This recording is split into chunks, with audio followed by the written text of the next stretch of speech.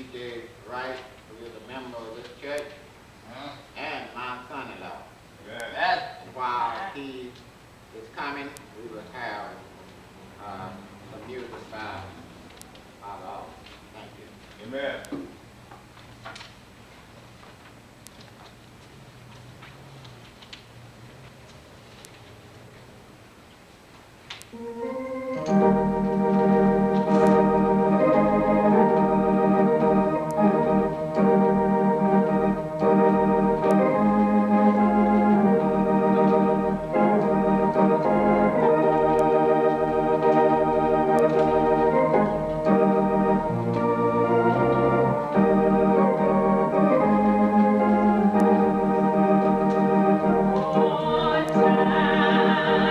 Time is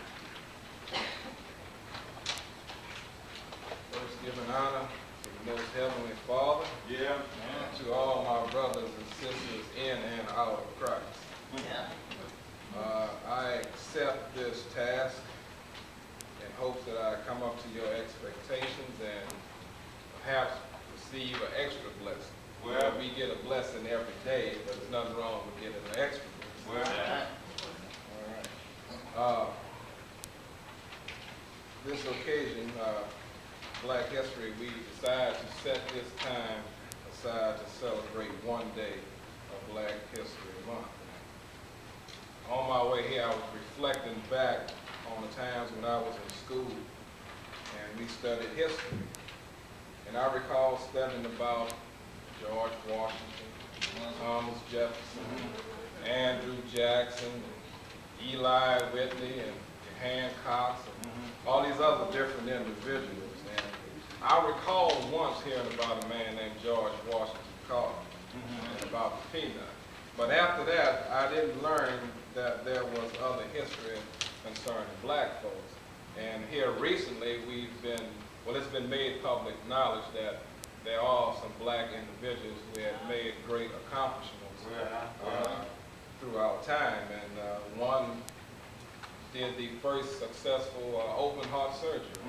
And there was a black man who invented the traffic light that we see every day. We didn't find these things out back when we was going to school.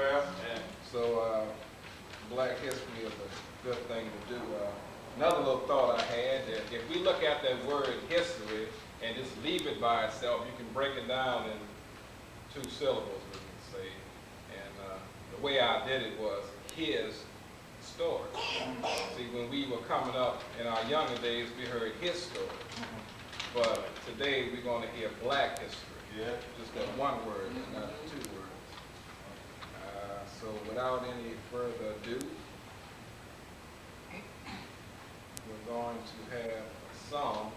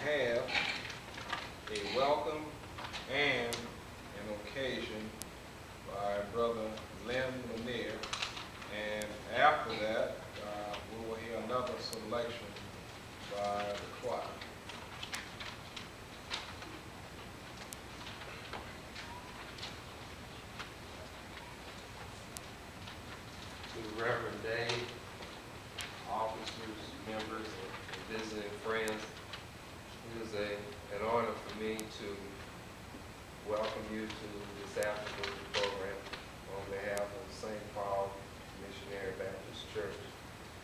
In February of 1987, St. Paul Missionary Baptist Church held its first observance of Black History Month pretty much in the same like manner as we're gathered together today. Members cladded in garments from the antebellum period of time to give recognition to our Black ancestors. And today is not only cause to commemorate Black History Month, but also in sort of a way to celebrate the freedom that we enjoy. Through the study of our existence as a race, we will find that prior to the Civil War, it was not permitted for blacks to gather as we gather today to read the Bible and even worship.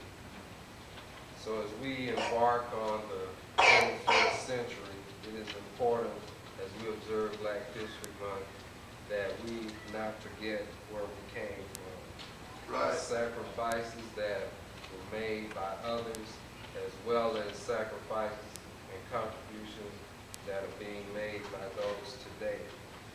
But most importantly, we observe this occasion today to recognize that Black men and women of all walks of life who suffered and cried out so that man could legislate laws to change an oppressive condition.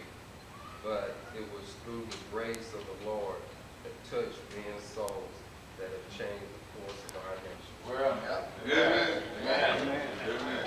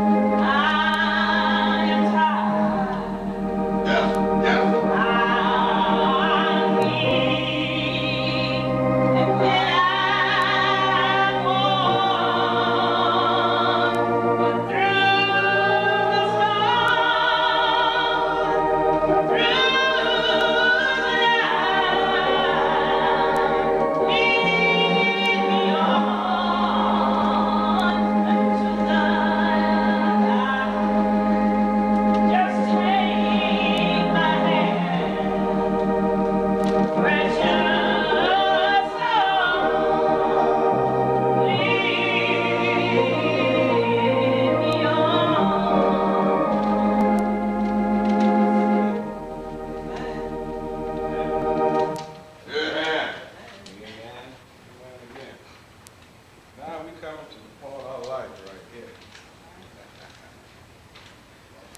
I'm getting ready to introduce my better half. And I knew I needed to say it just like that. She's going to bring us a history of composed songs. And then after that, deacons in charge will come up to initiate the finance. So Phil, you're right. Giving honor to God, to every day, to our officers, members, and visiting friends. Right. We are here commemorating Black History Week to reflect upon our past, our present, and our future heritage. To look to how far we've come, where we are going, and where we are now. Well, The theme, which is Christian freedom, reminds me of the old Negro spiritual, Old Freedom, which this was one of the slaves' freedom songs. And as you can sit down and think, what would you do if you were depressed or burdened or down? The first thing you would do is you would hum, you would sing, or you would even pray. Well, these slaves were, I guess, so burdened that this was the only way that they could express their feelings were through singing. And the song, Old Freedom, which is, old freedom, old freedom, old freedom over me. And before I be a slave, I'll be buried in my grave and go home to my Lord and be free. This ties into the theme scripture, which is in Galatians 5:1, says, stand fast, therefore, in the liberty with which Christ has made us free, and be not entangled again with the yoke of bondage. And after these slaves were freed, this was the song that they sang, rejoicing of their freedom. And they would rather be free than to go back to being slaves. I'm going to take a few minutes to expound on how the spirituals originated along with their meanings.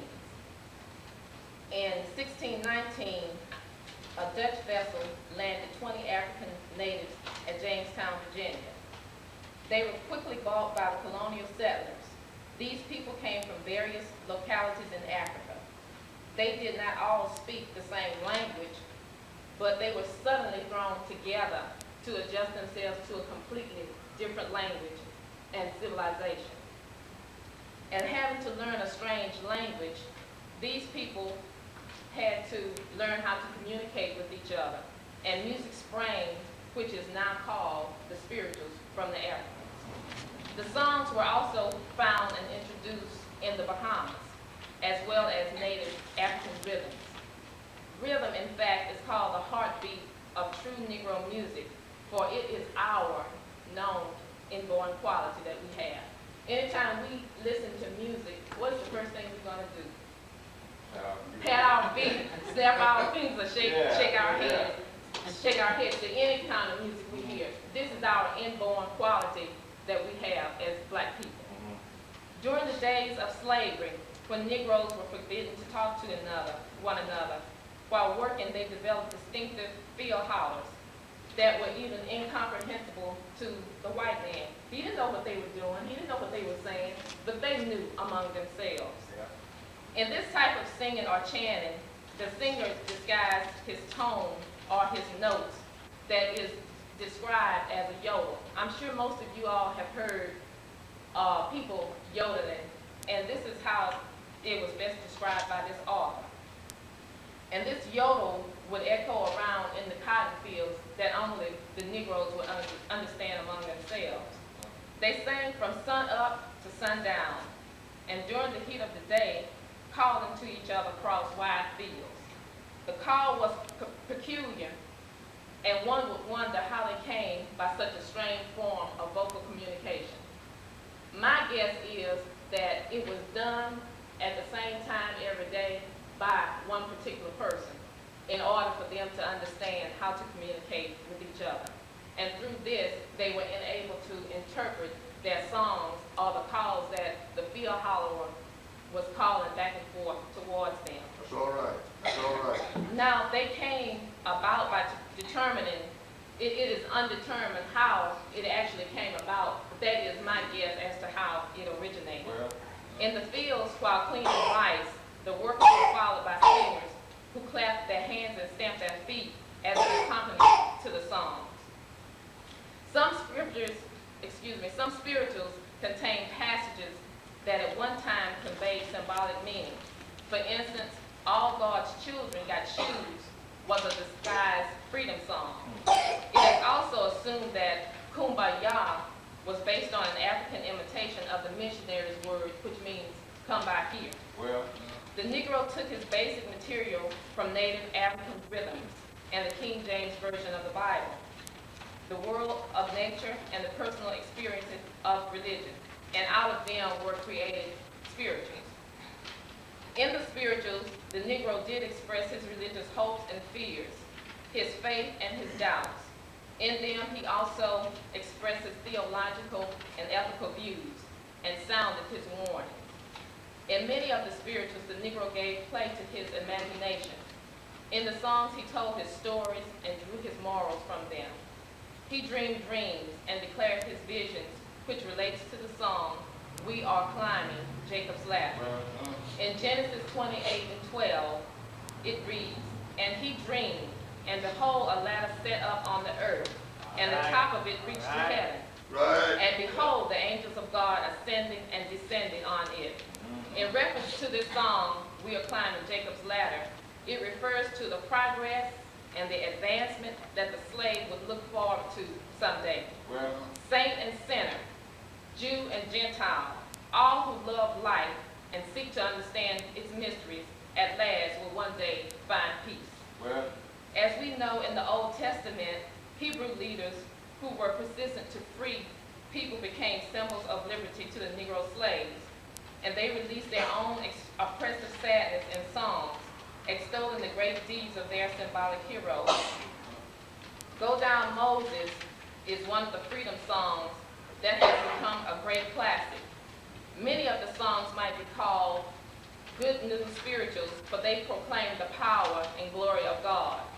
Another song, which is Nobody Knows the Trouble I've Seen, is a deeply Negro spiritual, emotional Negro spiritual of tribulation. However, it was by spiritual forces that African chants were metamorphosized into the spirituals. This is the miracle of the creation of the spirituals. The slaves had firm faith that as God saved Daniel in the lion's den, so would he save them. As God preserved the Hebrew children in the fiery furnace, so would he preserve them. As God delivered Israel out of bondage in Egypt, he would deliver them. The experiences of frustration and divine deliverance, as set in the stories of the Hebrews in bondage, spoke at once to the deep need in the life of the slave. How much of this firm faith had to do with the Negro's physical and spiritual survival of 2.5 centuries of slaving cannot be determined. There are over 527 spirituals, which some of them the white man took credit for, as he is taking credit for today. When a black person does something, they are the ones to take credit for it. I have chosen 11 songs out of the 527 to elaborate on and tell you the meanings of. Were You There is one of the title of the Negro spiritual. Of all the spirituals, this is the most moving one. It exhibits the simple dignity, the infinite tenderness, and the painful memories that the slave had. From the deep south comes this superb black song of its profound sorrow. Its sense of personal loss expressed so long by an unknown Negro slave. In this spiritual, the death of Jesus took on a deep and personal memory. It was the suffering of Jesus on the cross, as with the suffering of the slaves. The influence is that the slave was there, as quoted from a slave, I know what he went through because I have met him in the high places of pain, and I claim him as my brother. The second one is Go Down Moses. This is the first Negro spiritual, which in later years was called Oh Let My People Go, which was sang by contrabands. And contrabands were blacks who escaped to the Union lines, with who is known for that is Harriet Tubman, for getting the people in the Underground Railroad out. The plight of the Israelites under the heavy yoke of Egyptian rule took the same meaning as the injustice according to the African blacks in their enslavement. 3 is Amazing Grace by John Newton. He was a sea captain who turned to God in the midst of a fierce sea storm. That was where he found peace with himself and with God. He had a group of Africans on his cargo, and he decided at that moment that there would be no more sailing and no more slaves. 4 is Kumbaya, which is Come By Here. The African combined the natural dignity of their own folk music with the wonderful news of the Lord's presence. Like a chant, the song has reference to the Lord listening to somebody singing, crying, and praying. Also, while they were in the field, they were crying out to others to let them know to come by where they were.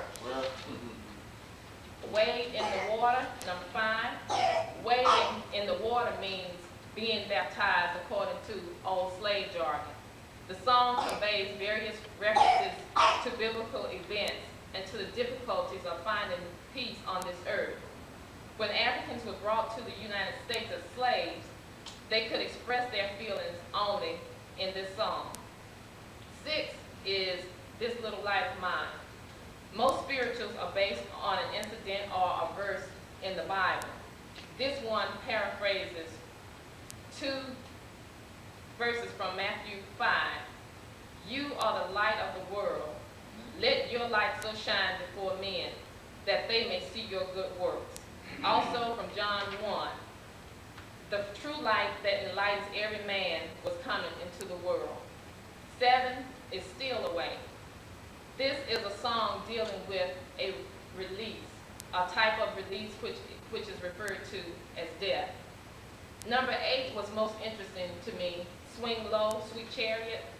I'm sure most of us have not heard the real story behind this, but I found it to be quite interesting. It is told that this song arose from an incident which happened to a woman sold from a Mississippi plantation to Tennessee. Rather than be separated from her child, she was about to drown herself and her child in the river when she was prevented by an old Negro woman who shouted, "Wait, let the chariot of the Lord swing low, and let me take the Lord's scroll and read it to you." Well, Number 9 is it's me, oh Lord. The sense of a personal spiritual need, which was deeply voiced in this song, is it's me, oh Lord, standing in the need of prayer. It's me, oh Lord, standing in the need of prayer. It's not my brother, not my sister, but it's me, oh Lord, standing in the need of prayer. Number 10 is Couldn't Hear Nobody Pray.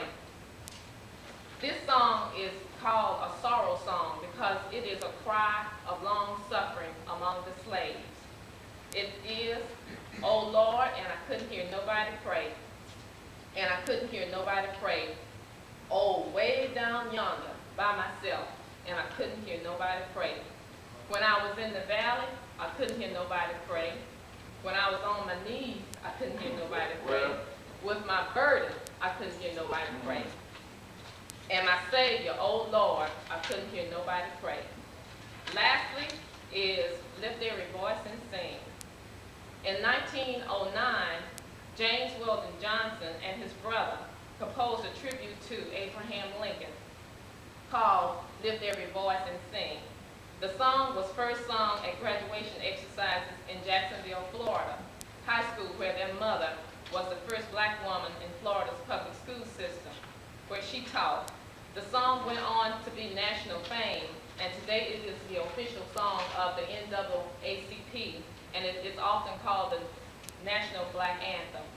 I would like for the congregation to join in with me as I play, give me that old-time religion, and sing a verse or two of that, along with Lift Every Voice and Sing, since that is known as our black national anthem. good.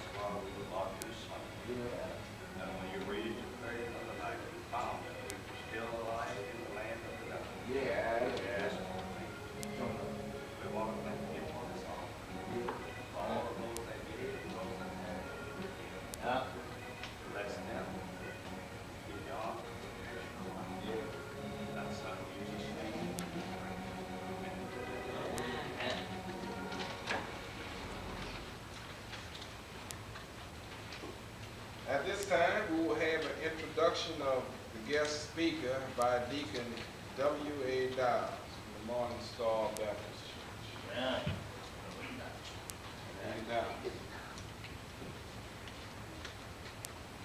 All right.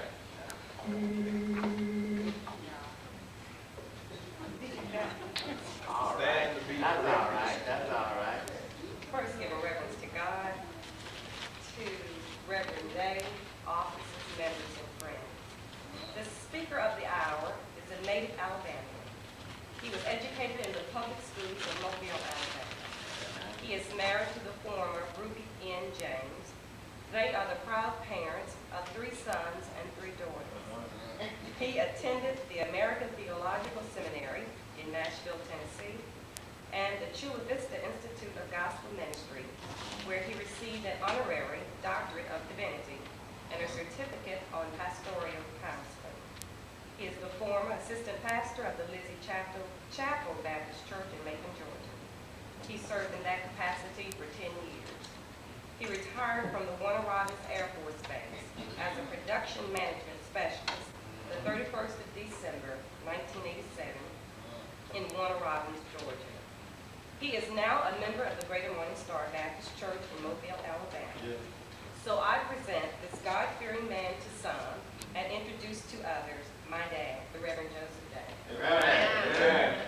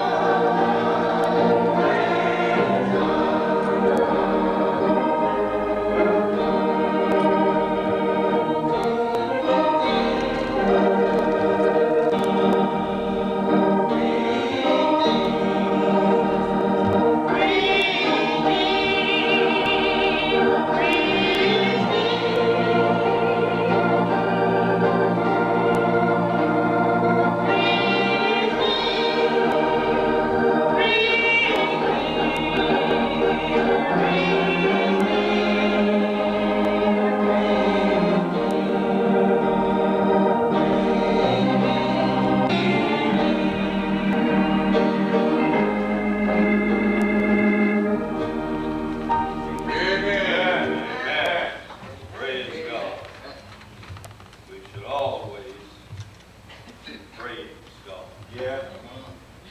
Men should always straight, not sleep. I want to thank my daughter for that introduction. Amen. Yeah. Wife, she's also here. My youngest daughter. Granddaughter. One of the youngest grandson. Amen. Amen. Glad to have them out. Oh, yeah. Yeah. I'm glad to be out here this afternoon with you. Amen. I want to thank Reverend Packer for inviting me out to speak Yeah.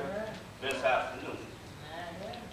See, I know he could have gotten anybody else in Mobile to come out here and do what he asked me to do.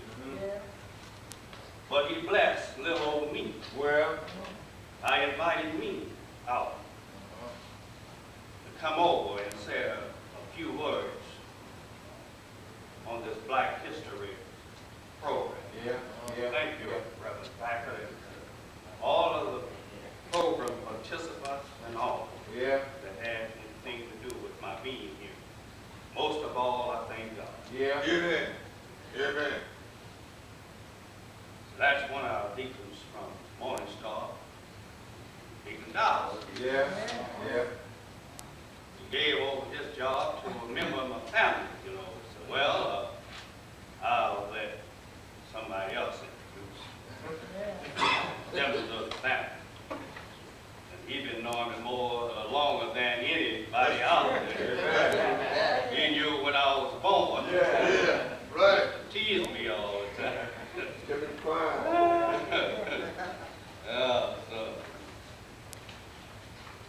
Thank God for Deacon Dowd. Yeah. And I have others here. That over here, I always call her QT, good friend. Yeah. Sister Gamble, all right here. I'm not going to name names because I see quite a few faces that I know over the years. Yeah. See one that we was kids together back there.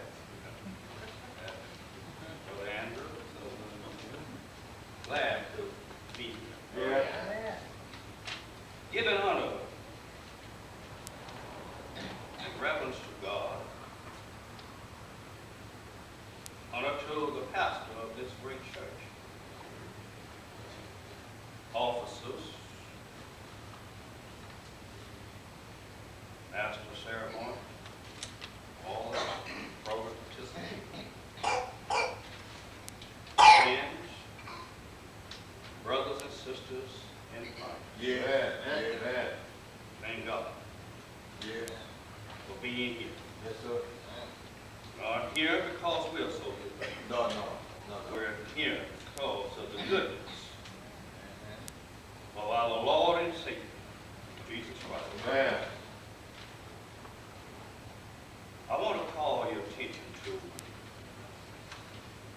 Luke, the 23rd chapter, and the 26th verse, and then the Song of Solomon, the 1st chapter, and portion of the 6th verse. Luke 23 and 26 reads on this wise. And as they led him away, they laid hold upon one Simon of Cyrene, coming out of the country, and on him they laid the cross that he might bear it after Jesus. The Song of Solomon, the 1st and the 6th, look not upon me because I am black. Look not upon me because I am black. Well.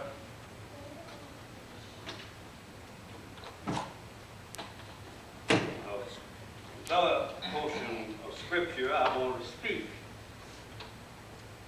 on the subject. I'm black and I'm proud. Well. I'm black and I'm proud. Well. Just a few days ago, I was going through some of my records. And I happened to run upon that particular album and another record by James Brown with that title, I'm Black and I'm Proud. Also a sermon by Dr. Jasper Williams, I'm Black and I'm Proud. Well, now James Brown recorded this record in the early 60s, which is the godfather of soul. That's right. James Brown, who now is incarcerated in a jail somewhere in South Carolina. Yeah. But he composed this song in the early 60s when the black man was at his lowest ebb. All right, all right. Well, And the gloomiest part of his history in this point of time. Right. And a time when we was at our lowest ebb. yeah, At a time when we were facing the Jim Crow laws. At a time when the black man had been socially annihilated well, and economically deprived. This man came along and with this song and said, I'm black and I'm proud. Say it loud, I'm black and I'm proud. well, That song instilled in us the kind of pride that made us lift up our heads. yeah, It made us lift up our heads and said that I'm black and I'm proud. Yeah. I'm somebody. yeah, And we often had to resort to songs to lift us up. yeah, When we're down there struggling for recognition, we needed these kind of things to lift our spirit. yeah, And then other things sprung up from that. We had the Black Panthers that represented the black man, you see. And the black power, they gave the black power salute all over the world. Yeah. Some of our black athletes were disqualified because they raised their hand in a black power salute. Well, and they was honoring them, you see. All right, I'm doing anything in defiance of those people that had me in the yoke of slavery. yeah, And Christianity standing at the cross there weeping. well, And the man that came to us and said that they are Christians, the one that put us in the shackles of slavery. yeah, And they stood there weeping at the cross. Yeah. And this man comes along and said, I'm black and I'm proud. well, James Brown. Yeah. Right. As we go on now, after hearing all of this,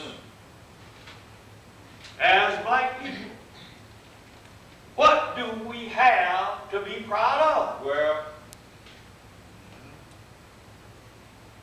Are we proud that we are black?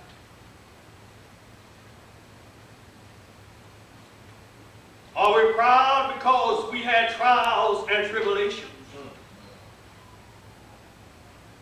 Are we proud that the road that we had to travel was tedious? yeah, All kind of misused and abused along that road? Are we proud that we had to travel that tedious journey to second-class citizenship? well, That we had to ride the back of a bus? yeah, yeah, That we couldn't sleep in the hotels and motels of America? well, That we had to go to a side window to get a sandwich? yeah, That we had to look for a faucet that jutted out somewhere, said colored, well, or a restroom that said black or nigger. well, That's what we had to be proud of. yeah, Are we proud of that? huh, So what do we as black, now just suppose huh, that God had showed us in the beginning. It says now, the black man in America would be misused and abused. The road that he would travel going to be filled with the potholes of poverty. well, And in many times he would be lynched.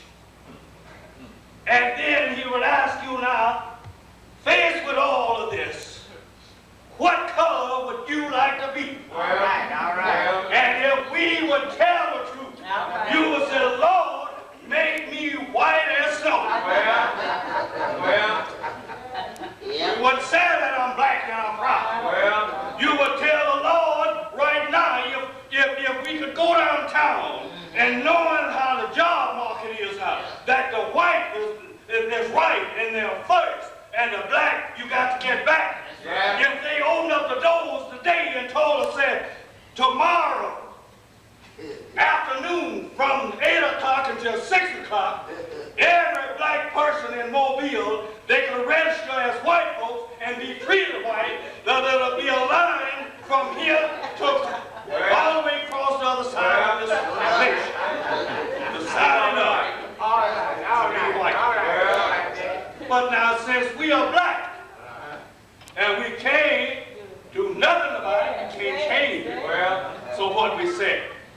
I'm black.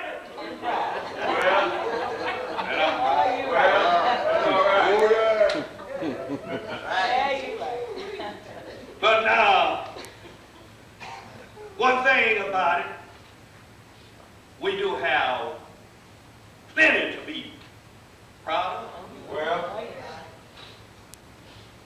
I just wanted to get you to thinking a little bit. But now, just as the brother had said just a few minutes ago about the American Heritage Library, when they compiled the history of black people, it made us aware of the many contributions that our people has done and gave to America to make America a better place to live. And we as black people have a lot to be proud of. When I think of something that happened just yesterday, when Barbara Harris was, she was ordained as the first bishop, a female. That was a black woman. 2,000 years, and a black woman became the first woman to become a bishop of the Episcopalian Church. A black woman, and that makes me proud. Just a few days ago, Ronald H. Brown was selected as the chairman of the Democratic Committee. That makes me proud. We have a lot to be proud of. And then if we go back in history, we have Phyllis Wheatley, a poet laureate, to be proud of. We have Sojourner Truth to be proud of. We have Mary McLeod Bethune to be proud of. And just the other day also, we found that even Dwight Gooden became the highest paid man in baseball. This is a black man. So we have much to be proud of. Even though we are facing all kinds of opposition, but yet we keep moving on. And as long as we keep our hand in God's hand, then nothing can hold us back. They can retard us for a while, but they can't stop. No. And as I stand here, I want to instill the same thing in you, where you can instill it in your children, and they'll instill it in their children, that we have much to be proud of. When I think of Rosa Parks, said, I'm not going any further. She sat down in the front of that bus. Said, I'm tired, and I'm not going any further. I don't care nothing about your Jim Crow law. I'm going to do everything in defiance of this law. You can carry me to jail or do anything you want. I ain't going no further. Then she sat there, and then changes began to take place. And that makes me stand here and say, I'm black and I'm proud. When I think about Barbara Jordan, Shirley Chisholm, Wilma Rudolph, Jackie Joyner Kirksey, Florence Griffith, Harriet Tubman, Martha Colley, Dr. Ruth S. Hamilton, Althea Gibson, and Debbie Thomas. It makes me stand here and say that I'm black and I'm proud. All right. We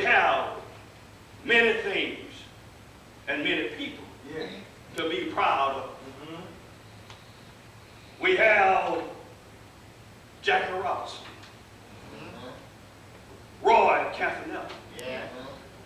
Don Newcomb Yeah. in baseball, Yeah. to be proud of. Yeah. Right. We have Joe Louis. Yeah. We had Muhammad Ali, Yeah. Sugar Ray Robinson, Yeah. Sugar Ray Leonard, Yeah. to be proud of. Yeah. Right. In golf, we had Charles Sifford All right. and Calvin Peete, Yeah. to be proud of. Yeah. In tennis, we had Arthur Ashe, Yes. to be proud of. Oh yeah. Oh yeah. Some of the educational fields, we have Booker T. Washington, Yeah. Dr. George Washington Carver, Yeah. Dr. Benjamin Mayhew, Yeah. to be proud of. These are Right. heritage, Right. our own black people Yeah. That's right. that we can be proud of, and stand up anywhere in the world and call their name and be proud of it, don't have to get back. No. All right. No. Right. And football, we had Jim Brown, O.J. Simpson, Yeah. Herschel Walker, Yeah. Hayden, Yeah. Campbell's, and on and on. Well. To stand back and say that I'm black and I'm proud. Yeah. They broke records that had stood there for years and years that the white man had said. Yeah. And the black man standing on the sideline saying, one day, One day. if I get a chance, I'm going to tear down his playhouse. All right. I'm going to break every record that he All has right. set. Yeah. All And right. he went on to do just that. Yeah. We have Marion Anderson, Dr. Robert C. Weaver, the first black man to serve the cabinet post in the United States Yeah. under Lyndon Baines Johnson. Well. We have Dr. Daniel H. Williams, the man that performed the first successful heart operation in the world Well. in 1893. All right. It wasn't that man over there in South Africa. Well. There was a doctor, black doctor right here in America All right. that performed the first open heart surgery. Also, we have, and the first black newspaper was published in 1827, March the 16th, and by Samuel Connors and James Rushmore. Also, he was the first black man to earn a degree in America. Well. The first black. Another thing I noticed here, in January 23rd, of 89 of this year, it said in the past 50 years, the population of black men in Alabama has decreased from 17.3% in 1930 to 12.2 in 1989. That tells you something, Right. the black man in Alabama is an endangered species. Yeah. He is an endangered species. Everywhere you go, you see the black men on other men of the world, their population is increasing. But here, right in our own state, as the years go by, we find that there's a big decrease in the black men. I don't know what is happening to them. Many in jail. Many kill each other. Yeah. Black on black crime. Yeah. This is a legacy that we shouldn't pass on to our children. When we began to act like what we are saying, I'm black and I'm proud, then we'll start taking care of each other better. Well. Right. We will get out there and destroy each other at the drop of a hat. Well. We could say, I forgive you, Yeah. and I'm turning the other cheek. Yeah. We got to start somewhere. Got to start. Yeah. And Christianity says that we must do that. Yeah. We must forgive. Yeah. So I can continue saying that I'm black Yeah. and I'm proud. Yeah. Yeah. we have other great figures. Ralph Sampson, Dominic Wilkins, Bo Jackson, Doug Williams, Buddy Young, Yes. Carl Lewis, Moses Malone, Yes. all of those men that we can say and emulate and say I'm black and proud of. Yes. In the political arena, we have Carl Stokes, Richard Hack, Maynard Jackson, Coleman Young. We had Harold Washington, Andrew Young, Julian Bond.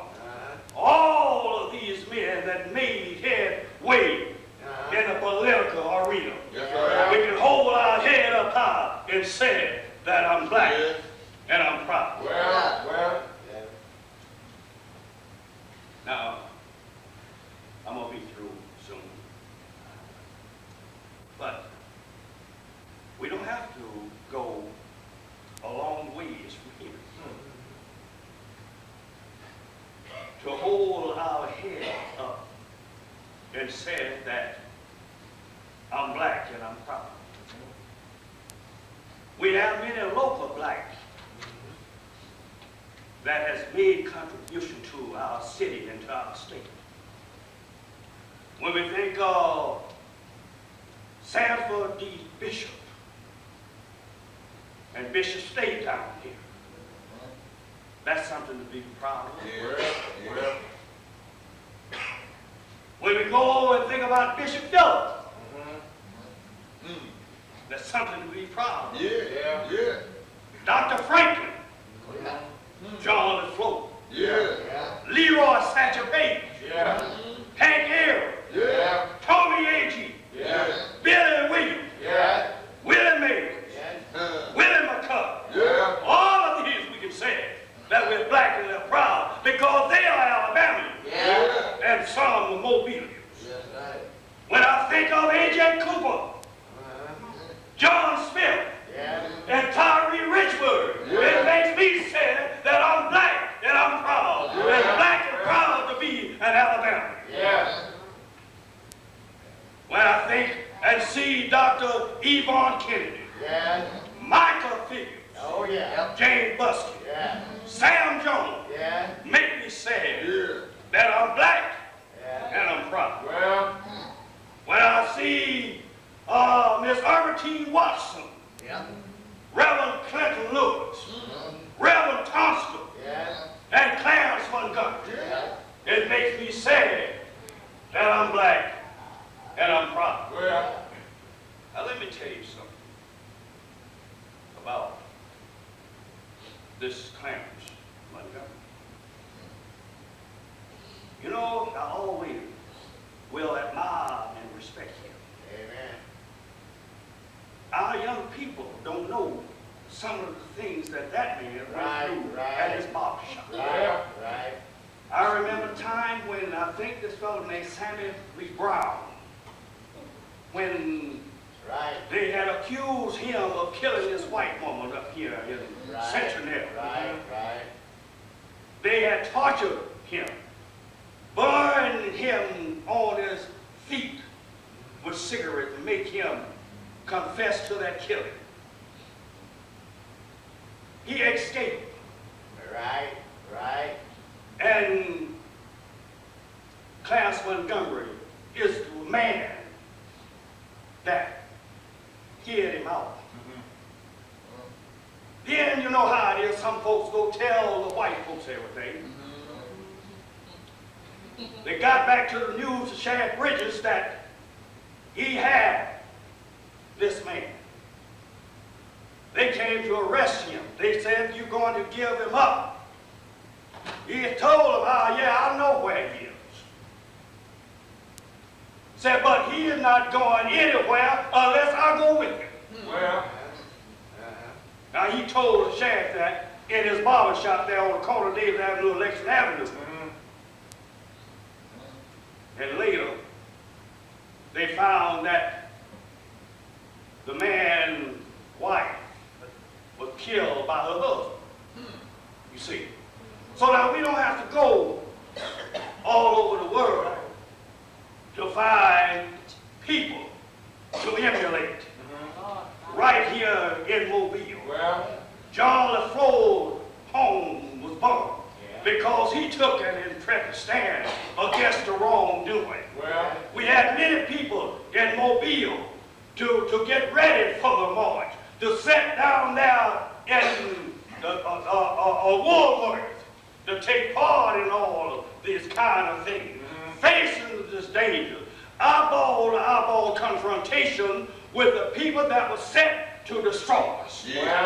But they went on that and praying and singing, we shall overcome, and kept moving on. The same thing applies today. And like in our theme, we have men, black men in the Bible to be proud of. Even in the second chapter of Chronicles, the 14th and the 9th, you'll find that Circa, a black man, raised the highest standing army of our men in the army that ever been raised in biblical times. An army of 1 million men, a black man. And then when I read the 23rd and the 26th of Luke, Simon of Cyrene. Cyrene was located in North Africa, the Black Belt. So I'm saying that Simon had to be a black man. Now you know, it's a possibility, but Josephus in his writing said that he was a black man.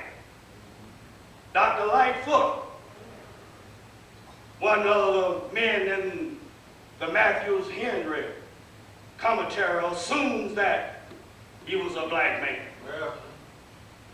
And I would assume the same thing, and you would assume the same thing. If somebody tells you, says that a man got shot down there on Davis Avenue, you're going to assume that he is a black man. Why? Because, all right, if you hear that a man got shot at Bullheads on 45, what you going to assume? You're a black man. So that's the same thing that they assume about that, because this man was from the Black Belt.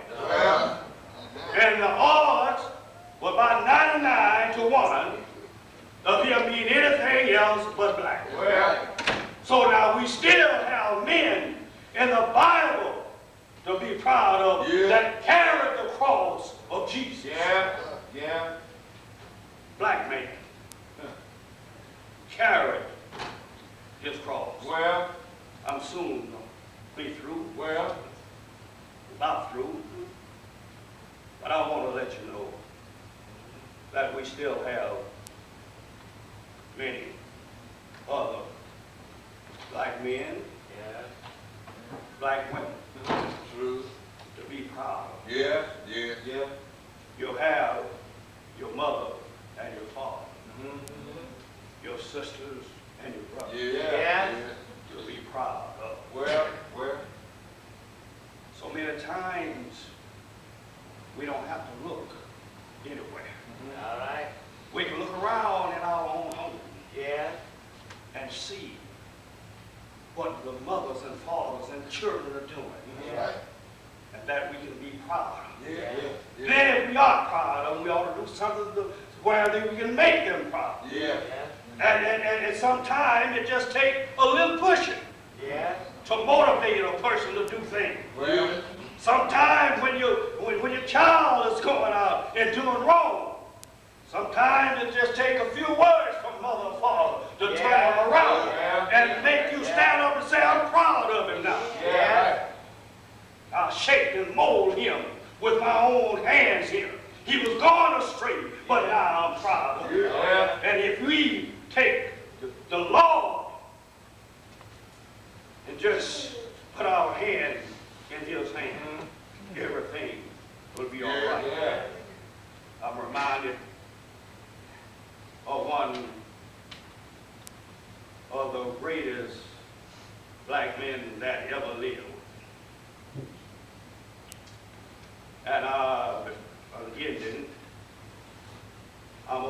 tribute to him.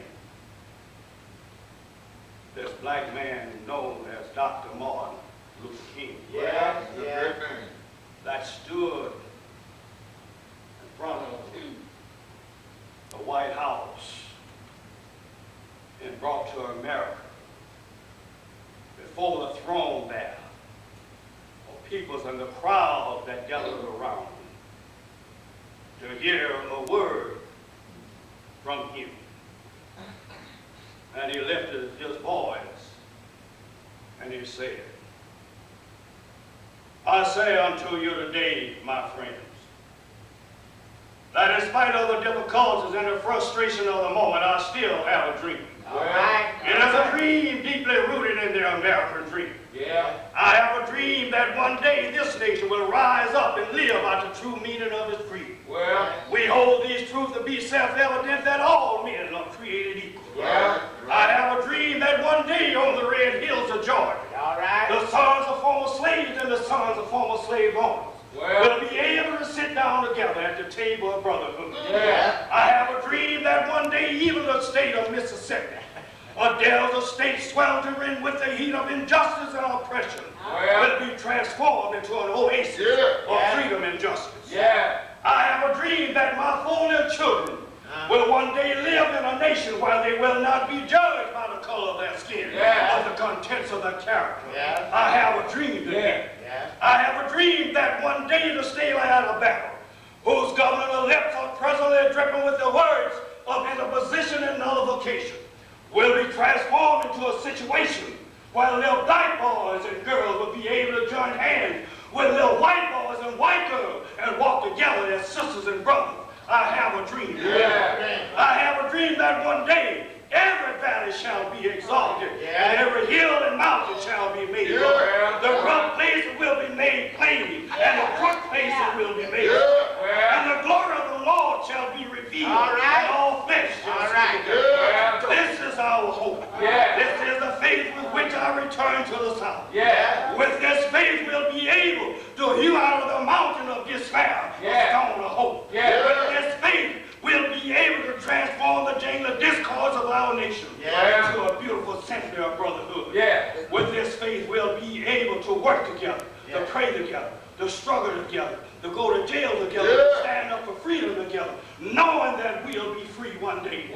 This will be the day when all of God's children will be able to sing with new meaning. My country, 'tis of thee, sweet land of liberty, of thee I sing. Land where my fathers died, land of the pilgrim's pride. From every mountainside, let freedom ring. And if America is to be a great nation, this must become true.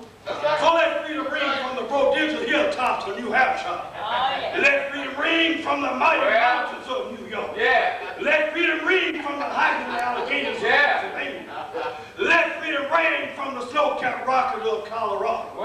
Let freedom ring from the curvaceous peaks of California. But not only that, let freedom ring from Stone Mountain of Georgia. Let freedom ring from every hill and bold hill of Mississippi. From every mountainside, let freedom ring. When we let freedom ring, when we let it ring from every village and from every hamlet, from every state and every city, we'll be able to speed up that day when all of God's children, black men and white men, Jews and Gentiles, Protestants and Catholics, will be able to join hands and sing in the words of that old Negro spirit. Free at last, help me say it. Free at last, free at last. Thank God Almighty, we are free at last.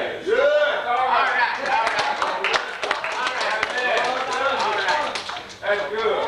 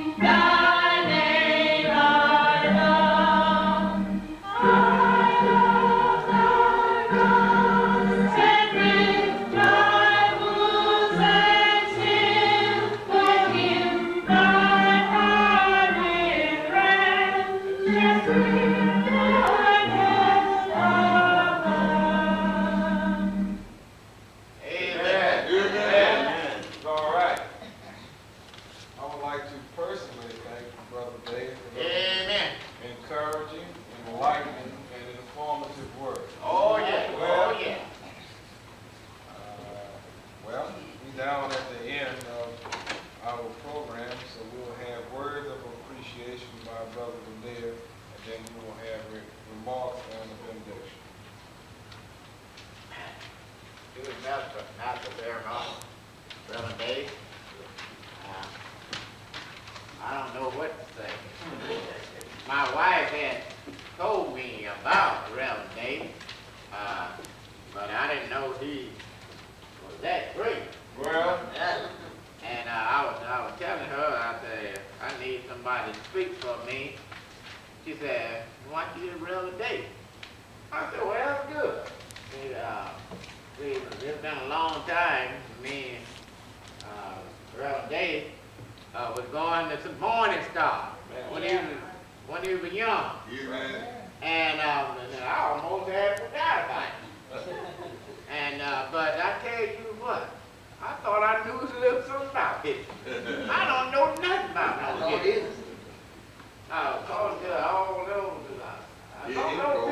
some of those people I ain't heard about. well, But I tell you one thing, he really have been inspiring to St. Paul yes, sir. Baptist Church. Yes, sir.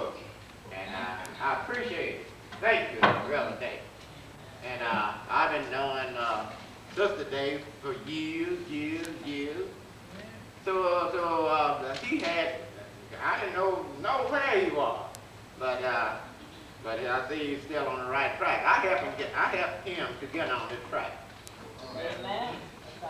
Another thing I would like to mention here is our theme, stand fast, therefore, in the liberty wherein Christ has made us free, and be not entangled again with the yoke of bondage. Now, I'm not going to try to preach. And our theme was Christian freedom, and which he brought it out so plain to us. And but I'm gonna add this: do we want to go back where we were? No. Well, it's the same way when we meet Christ. That's right. We shouldn't want to go back to the thing. No. And I would dare, and I would like to dare to not to have a word from Deacon Dow. Amen. I know he's just burning to say something. So all to the our visitor, we're very happy that you have come, and Brother Walker, I sent him word, and he came out. Okay. You know I'm proud to see another. Yeah. And another thing too, Brother Dave was talking about the church. I'm proud of my church. I'm proud of my church. And it seems like I did try to do something right. So I am proud of it. And I'm proud of all children. Yeah, I too. Proud of all children. And I think the children know that I am proud of it. Thank you very much. I'm going to stand right here for a few words. First of all, I thank God for my being here. Amen. Lord have a beautiful church here. Lord done very good here. And I'm trying to see Morning Star. And I was sitting there thinking about all of the sisters there. Lord was got together again and sang like a deep in this at Morning Star. Well, and back to our speaker there, Reverend Dave. As he had said, I knew him when he was just a little child. And he was baptized over at the True Vine Baptist Church. I remember I threw it over my belt and give him, because he forgot his belt. I never forget all of that. And at that same time, at Morning Star, You always stand the deacon out there and let the members make choice of the leader they wanted. So that time, Brother Day and all of them came to me. Right. And that made me really proud. Yeah. When people select you as a leader, you ought to live your best before them. Yeah. And as Brother Lanier said about our children, I have always loved little children. Amen. And I always have tried to give them something, whether they accept it or not. Even my own family, when Madeline and Houston and all the children, my other brother didn't take time with them, but I always take time out of cabinet shit. And wherever I went, I always try to get there. Well. And thank you for the time. Amen. Sister Day, would you like to say a word? Praise give reverence to God, absent pastor and Reverend Day, officer members and friends. It's always good to be in the house of the Lord. Yeah. So when I came in, after reading the program, and I had a response to visitor, my daughter said, Mother, you response and I'll introduce Dad.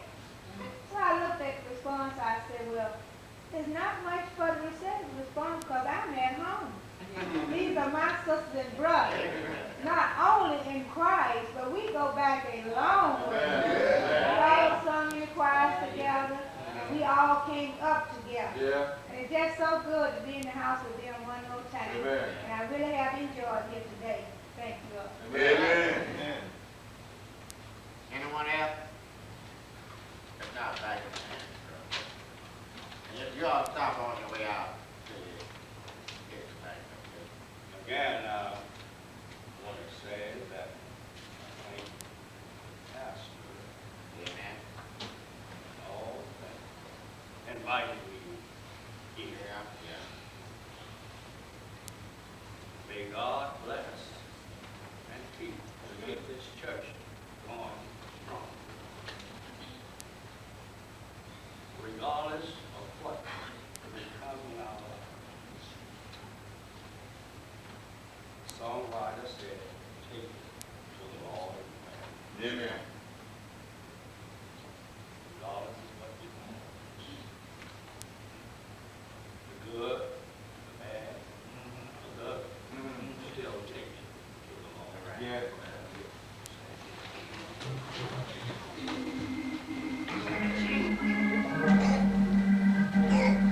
We shout all the time.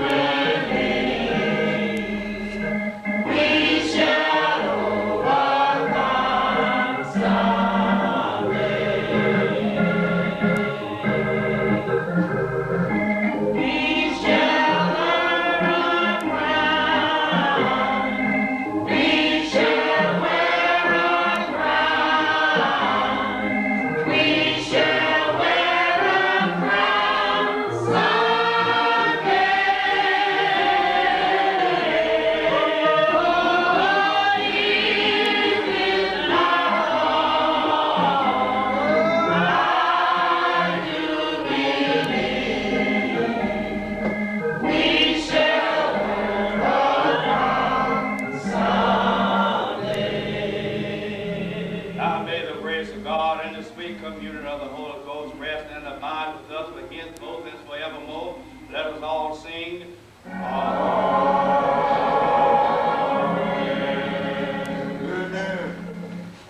All right. All right.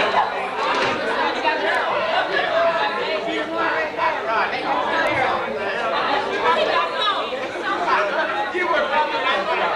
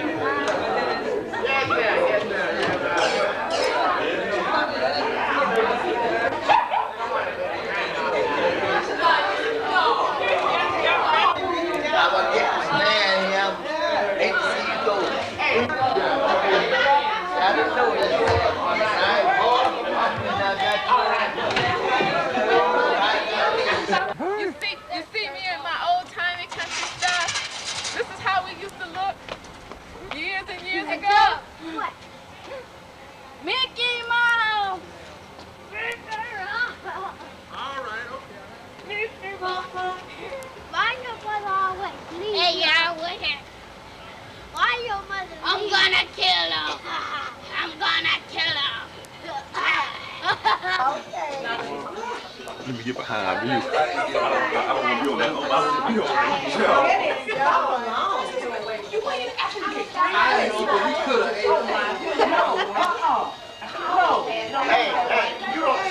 Hey, you don't argue with this. You don't have no win with her. No, everybody, I can't win. Thank you. Thank you.